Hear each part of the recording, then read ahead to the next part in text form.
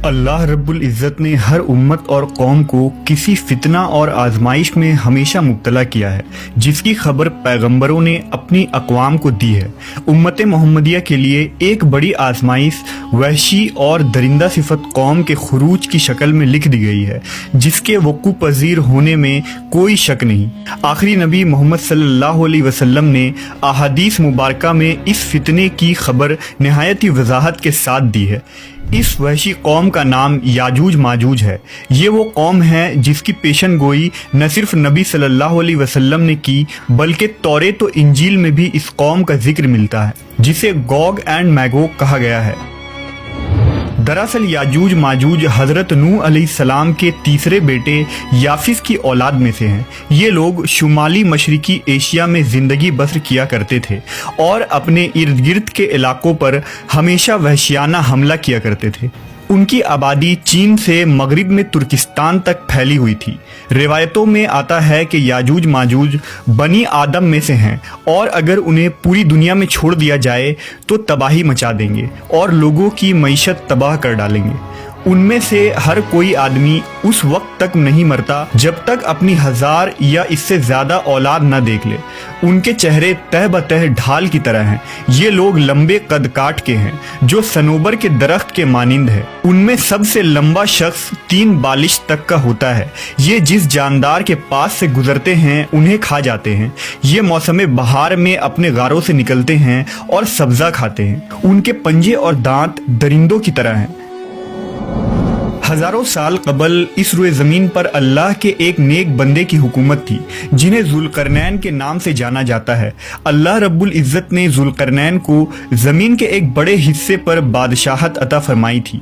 آپ نے مشرق و مغرب کا سفر بھی کیا تھا۔ مورخین کے مطابق ذوالقرنین کے نام سے قرآن مجید میں جس شخص کا ذکر آیا ہے، دراصل وہ ایران کا عظیم بادشاہ خورس تھا، جسے سائرس اعظم بھی کہا جاتا ہے۔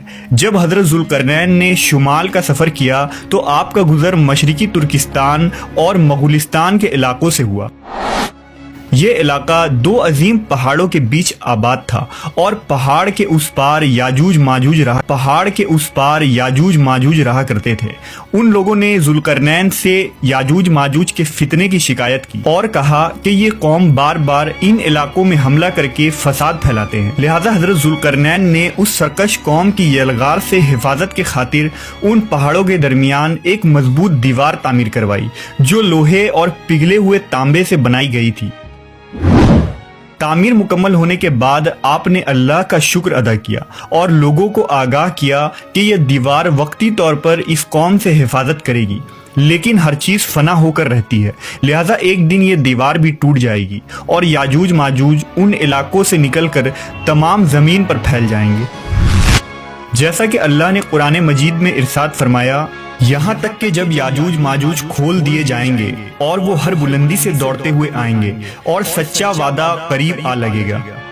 حضرت ابو ہریرہ سے روایت ہے کہ رسول اللہ صلی اللہ علیہ وسلم نے فرمایا، پھر وہ دیوار توڑ کر لوگوں پر نکل آئیں گے، سارا پانی پی جائیں گے، لوگ قلعہ بند ہو جائیں گے، وہ ہر ٹیلے سے بھاگتے ہوئے آئیں گے، ان کے اگلے افراد بحر تبریہ سے گزریں گے تو اس کا سارا پانی پی جائیں گے، اور ان کے آخری افراد وہاں سے گزریں گے تو کہیں گے کہ کبھی یہاں پانی ہوا کرتا تھا، اور حضرت عیسیٰ علیہ السلام اور ان کے ساتھی محصور ہو جائیں گے، یہاں تک کہ بیل کا سر تمہارے موجود 100 دیناروں سے بھی زیادہ قیمتی ہوگا۔ وہ اپنے تیر آسمان کی طرف پھینکیں گے، جنہیں اللہ خون لگا کر نیچے پھینکے گا، تو وہ کہیں گے ہم نے آسمان والوں پر بھی غلبہ پا لیا ہے، جس طرح ہم اہل زمین پر غالب ہیں۔ ایک روایت میں ہے کہ بے شک یاجوج ماجوج روزانہ دیوار توڑتے رہتے ہیں۔ جب وہ مکمل ٹوٹنے کے قریب ہوتی ہے تو انہیں سورج کی شعاعیں نظر آتی ہیں۔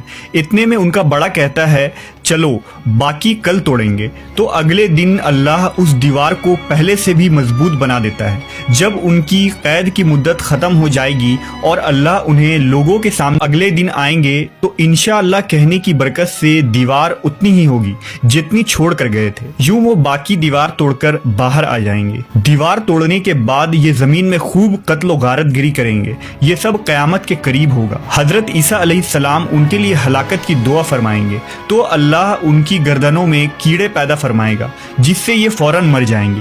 पूरी जमीन पर उनकी लाशों की बदबू फैल जाएगी। फिर अल्लाह एक किस्म के परिंदों को भेजेगा जो उनकी लाशें उठाकर जहां खुदा चाहेगा फेंक आएगा। यूं याजूज माजूज का खात्मा हो जाएगा। मवर्रखीन और मुहक्किकीन के मुताबिक सरजमीन कफकाज में दरियाए खजर और दरियाए सयाह के दरमियान एक पहाड़ों का सिलसिला है जो एक दीवार की तरह शुमाल और जुनूब को एक दूसरे से अलग करता है। इसमें एक दीवार की तरह का दर्रा भी मौजूद है जो मशहूर दर्रा दारियाल है।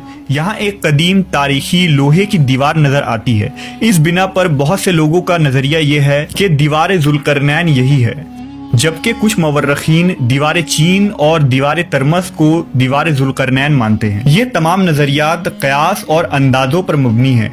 दीवार जुल्करनैन कहाँ बनाई गई है और कहाँ वाक़ है, इसका इल्म सिर्फ अल्लाह तबारक व तआला को ही है और वक्त मुकर्ररा पर उस दीवार को याजूज माजूज तोड़ कर निकल जाएंगे।